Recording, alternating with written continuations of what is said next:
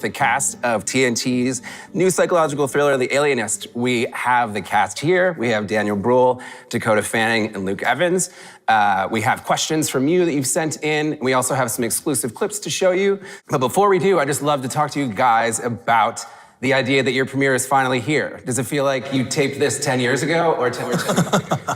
10 minutes for me, honestly. It was one of the best filming experiences, if not the best that I've ever had. It was March to September in Budapest, and I pretty much never left. I was there pretty much the whole time, and it feels like 10 seconds ago, and I miss it all the time. I miss the experience. The production looks incredible. It's unrecognizable as Budapest.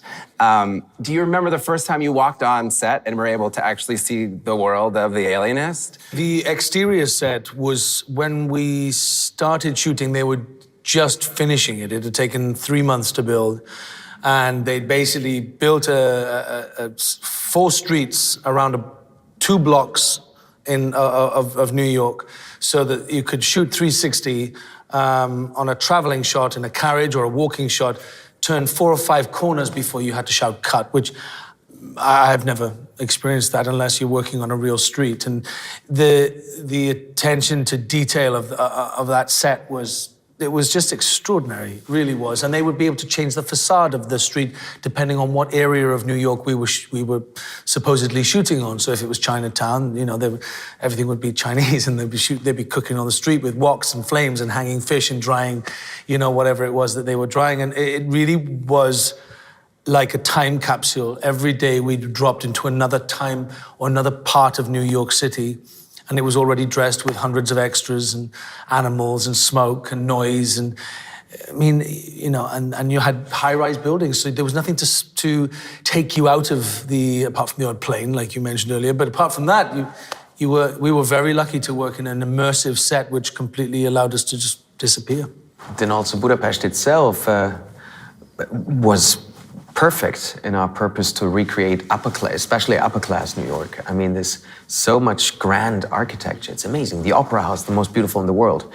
I'm maybe fan number 2 behind Dakota, but I have to say I was irritated at first when I got the call.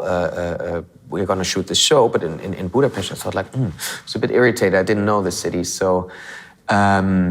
I wasn't sure how they would be able to do that, but the second I arrived in Budapest, I have to say it was just perfect. Before we get into talking about your individual characters, I'd like to show a clip of the scene when you all sort of get together for the very first time at Delmonico's, which seems to be shot in yet another gorgeous location. It's a library in Budapest, yeah. Okay, wow. A toast to the beginning of a fruitful partnership.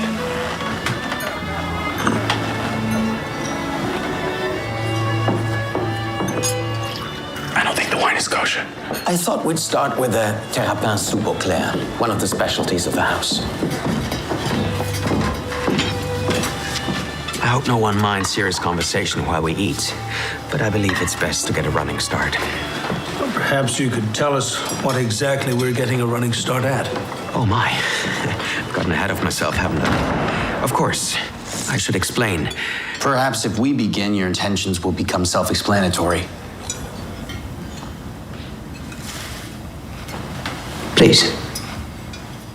We've already made Dr. Kreizler aware of the results of our examination of the Zweig boy. The torso was grossly violated while the eyes were carefully plucked from their sockets. Gentlemen, there is a lady present. Oh, enough, John. I am perfectly capable of hearing whatever it is that needs to be said. Continue, please. Thus, we asked ourselves, what instrument might be found capable of both cutting muscles and tendons and prying eyeballs from their sockets? Behold, the Arkansas toothpick. The blade is strong enough to cause the wounds the boy suffered to his torso, but finely weighted to delicately remove his eyes.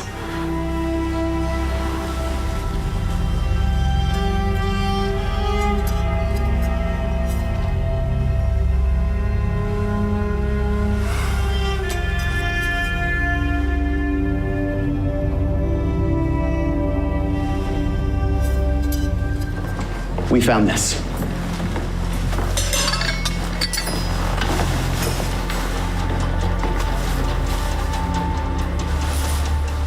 A bloody finger mark left on the back of this timepiece. We discovered the trinket within the Zweig boy's burial suit. Their file referenced it. It was found on the roof near the water tank, wasn't it? And thus spared degradation. A person leaving a finger mark such as this might as well drop a monogrammed handkerchief. And so he did. Who? You talk about him as if you know him. We don't yet know him, John. But we will. We may not know his name or where he lives, but he exists in plain sight. Though evidence does not immediately reveal him, there are hints and indications to his identity that he's unwittingly left behind.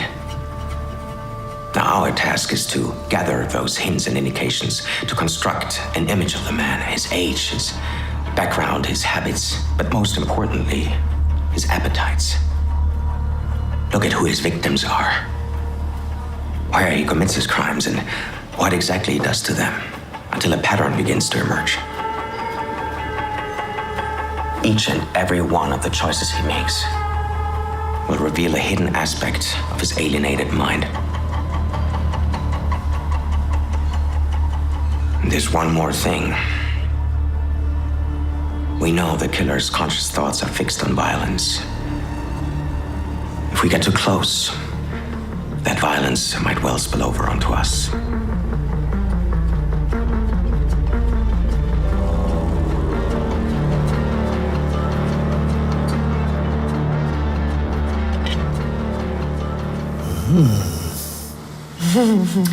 Is it always that easy breezy at Chrysler's dinner table? If you could, I guess now's as good a time as any to sort of walk me through who your characters are in the show and how they were sort of introduced to you when you were being presented with the opportunity to play the characters. Well, I have to say, I'm living with the best shrink in the world. My wife is a psychotherapist, so she was the first one I could, ask all these questions I had about the origins of psychology. And then I was fascinated by it because that was a young science. I think only in the 1870s it was seen as a proper science. Before that, it was a branch of philosophy. So these were really pioneers. These were one of the first guys took care of people with mental disorders, of people who they believed were alienated from themselves. And that caused a lot of outrage and fear in the society. They were seen as charlatans, as criminals, as being dangerous. So it was a fascinating chapter in that very science. And then I was completely absorbed and fascinated by it. And Dakota, your character plays this sort of lone woman on the New York police force. Yes. Who is brought in by Kreizler? Yes, kind of. So I play the first female to have a title at the New York Police Department. I'm the secretary to the police commissioner, and you quickly learn that my character and Luke's character have a sort of long-standing family friendship, so they know one another. And I am a woman who has desires to have a career, to be a detective, to advance myself in society through work and ambition instead of just marrying a rich man, which was the norm for a woman of Sarah's class. And that's completely out of the question for her. So she meets the two of them as they're meeting with her boss, the police commissioner, Teddy Roosevelt, and sort of gets at first drawn into the investigation to be a liaison between Dr. Kreizler and the police department, or the police commissioner. And, we see, of course, her investment and expertise and knowledge grow throughout the season. And I think that we all play a very equal part in this investigation. And that's my favorite part of the show, I think, is seeing our relationships change and grow, and we challenge one another and kind of come into our own in different ways at different times. And so I think we really get to explore that throughout the 10 hours. Obviously, the show goes to some pretty dark places, but a lot of people on Twitter are asking if you have a scene that was the most challenging to play, and sort of where you might have had to have some tough conversations with yourself and the director and figuring out what to do to execute it. I remember there being one where we were all in it. And I don't want giving anything away, are we? No. But we failed to catch the killer on the night we think we were going to catch him, and inevitably another child dies. And we're faced with the body of that child at the mortuary on an ice block the following day. And I remember that it was a very solemn moment because we were also physically, as Dakota, Luke, and Daniel, very tired. It was an exhaustingly emotional journey, dealing with this subject matter. It's horrible, and it's visual and it's dark and twisted. And, some of these scenes were incredibly, they really were so real and so, graphic that you couldn't help but be affected by them. And I remember that scene, and I've seen it. It's actually a little tiny clip of it in some of the trailers you've had on the television, and I can see it in our faces, and it's really, it's real. It was like, God, we've lost another one, and the guilt that we're racked with because of it. On a lighter note. Is there one? You get used to it after a while, though, right? We can talk about this all day. Yeah. Well, thank you very much for your pretty damn near perfect series. It's fantastic. The Alienist premieres on Monday at 9 p.m. Eastern, 8 Central on TNT.